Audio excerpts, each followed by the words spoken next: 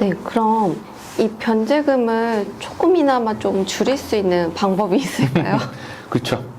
지금 질문 주신 내용도 거의 대부분의 이 상담을 요청하신 고객분들께서 하시는 질문인데요.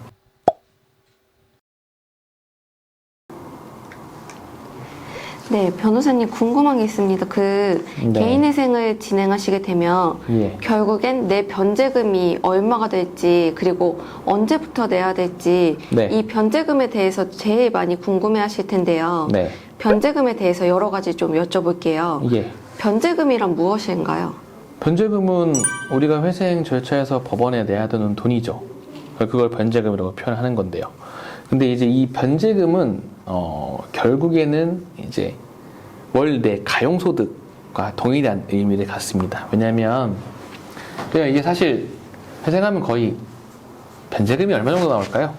내가 많이 변제해야 되나요? 조금 변제해야 되는 이 질문이 무조건 있죠. 사실 저희 고객분들도 그러시는데 이거는 되게 좀 어떻게 보면 단순한 논리예요. 그러니까 법원에는 이제 최저생계비라는 또 어떤 개념이 있습니다. 이 최저생계비는 법원에서 이 회생 신청할 때 보는 최저생계비는 국민기초생활보장법에서 정하고 있는 중위소득의 60%를 최저생계비로 잡고 있어요. 그래서 이 가구 수에 따라 달라지는데 제가 이 표를 한번 읽어드리면 현재 올해 기준으로요. 2023년도 기준으로 1인 가구일 경우에는 최저생계비가 124만 6,735원, 2인 가구일 경우에는 207만 3,693원, 3인 가구일 경우에는 266만 890원 등 이렇게 가구 수에 따라서 최저생계비가 조금씩 올라갑니다. 그러면 가용소득은 내가 한 달에 버는 돈에서 이 최저생계비를 빼는 거예요. 그러면 300만 원을 버는데 내가 1인 가구다. 그러면 아까 제가 124만 6,735원이라고 했죠. 300만 원에서 이 돈을 뺀 약 한 175, 6만 원 정도가 가용소득이 되는 겁니다. 그러면 아마 저희 콘텐츠 가장 처음에 제가 회생의 대원칙에 대해서 말씀드리면서 가용소득 전부 투입의 원칙이라는 걸 말씀드렸을 거예요. 그렇기 때문에 이 산출된 방금 예시에서의 176만 원은 전부 변제에 투입해야 되는 거고, 그렇기 때문에 결국 이 월 가용소득이 변제금이 되는 겁니다.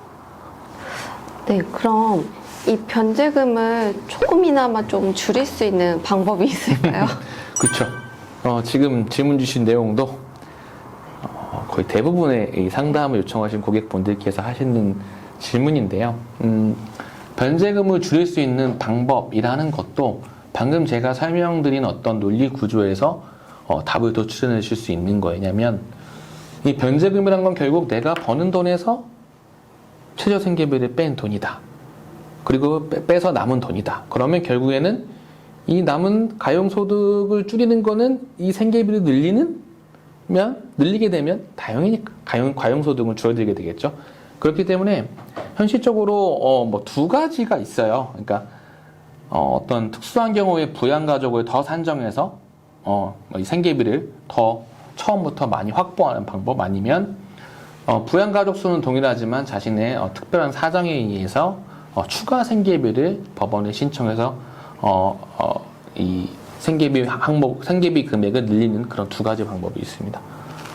네, 그러면 부양가족을 산정할 수도 있다고 하셨는데, 네. 이런 경우에는 어떤 경우가 될까요? 예를 들어서 이제 성인일 경우에 미혼이면 당연히 1인 가구가 되겠죠. 혼자 사는 가구가 되겠는데 이제 뭐 가장 쉬운 예로는 고령의 부모님, 경제 능력이 없으시고 또 병원도 다니셔야 돼서 부득이 혼자 사실 수도 그리고 없고 돈을 버실 수도 없어서 자식과 함께 사셔야 하는 부모님이 있는 경우, 이런 경우를 예를 들 수 있죠. 그러면 사실 기본 가구 구성상으로는 1인 가구라고 볼 수 있을지 모르겠으나 뭐 부모님을 모셔야 되기 때문에 거기에 대한 이제 2인 가구라든지 필요한 생계비, 그걸 기준으로 한 생계비 산출을 해보는 방법을 생각할 수 있고, 또 하나는 한부모 가정인 경우 있죠.